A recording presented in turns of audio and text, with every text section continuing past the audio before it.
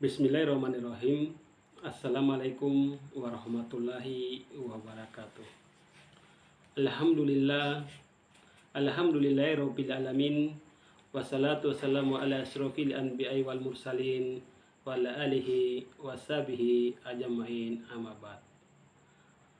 Pertama-tama kita panjatkan puja dan puji syukur kehadirat Allah Subhanahu wa taala atas limpahan dan rahmatnya lah, sehingga saya sebagai host Gen Mirana TV akan menceritakan kisah singkat Nabi kedua, yaitu Nabi Idris alaihissalam. Kali ini saya sebagai host Gen Mirana TV, kami akan membahas lebih lanjut tentang kisah Nabi Idris mulai dari kelahiran hingga mukjizat yang diterimanya. Kisah Nabi Idris kelahiran. Nabi Idris merupakan putra dari Yarid bin Milhail, Mahlail bin Kinan bin Anus bin Said bin Adam alaihissalam. Dirinya menjadi keturunan di bawah Adam yang pertama kali menjadi nabi. Tak hanya dikenal dalam agama Islam, sosok Nabi Idris disebut dengan nama Henokh dalam agama Yahudi dan Nasrani. Nabi Idris lahir di Memphis, Mesir. Melansir dari Al-Hasanah, Idris lahir sekitar tahun 4533 hingga 4188 sebelum Masehi. Disebutkan juga bahwa dirinya berdakwah di kawasan Babilonia. Beberapa sumber lain ada yang menyebutkan bahwa Nabi Idris lahir di Babilonia, setelahnya ia hijrah ke Mesir. Seperti yang dibahas sebelumnya, Nabi Idris memiliki kecerdasan dalam menuntut ilmu.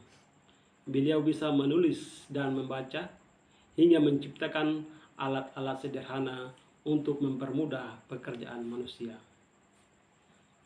Nabi Idris memiliki sifat rajin belajar sehingga membuatnya memiliki pengetahuan yang luas.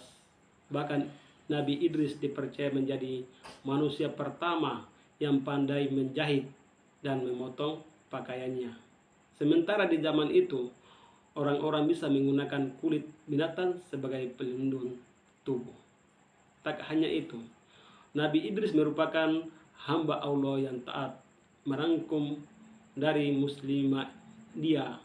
Pada zamannya manusia banyak lalai terhadap kekuasaan Allah.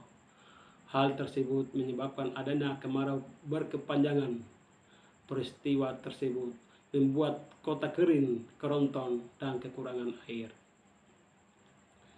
Menyikapi kondisi tersebut, Nabi Idris memohon kepada Allah untuk mengakhiri azab yang diturunkan tersebut. Allah Subhanahu wa taala mengabulkan permintaan tersebut hingga menjadi hujan.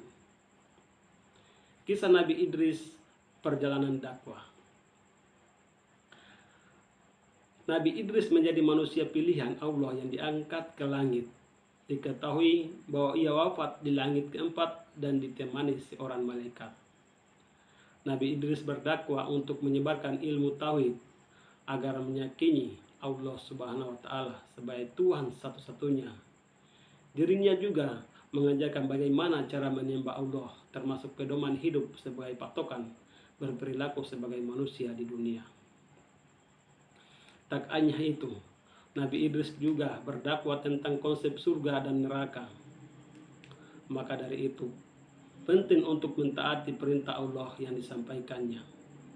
Keberadaan Nabi Idris termuat di dalam Al-Quran surat Maryam berikut potongan ayatnya, yang artinya, dan ceritakanlah hai Muhammad kepada mereka kisah Nabi Idris alaihissalam yang tersebut di dalam Al-Quran. Sesungguhnya ia adalah seorang yang sangat membenarkan dan seorang nabi. Surat Maryam ayat 19. Kisah Nabi Idris, mukjizat dari Allah Subhanahu wa taala. Yang pertama, menerima 30 suhuf. Diketahui bahwa suhuf atau sahifah merupakan lembaran yang berisi wahyu dari Allah Subhanahu wa taala. Suhuf biasa diterima oleh nabi. Demikian halnya dengan Nabi Idris yang menerima 30 lembar suhuf. Wahyu tersebut diturunkan kepadanya untuk disampaikan kepada umat yang kala itu berasal dari keturunan Kabil, sosok yang dikenal durhaka pada zamannya. Dan yang kedua, nabi pertama dengan kepandaian yang intelektual. Sempat dibahas sebelumnya, Nabi Idris merupakan sosok cerdas yang rajin belajar. Dirinya menjadi manusia pertama yang bisa menulis dengan pena serta dapat membacanya.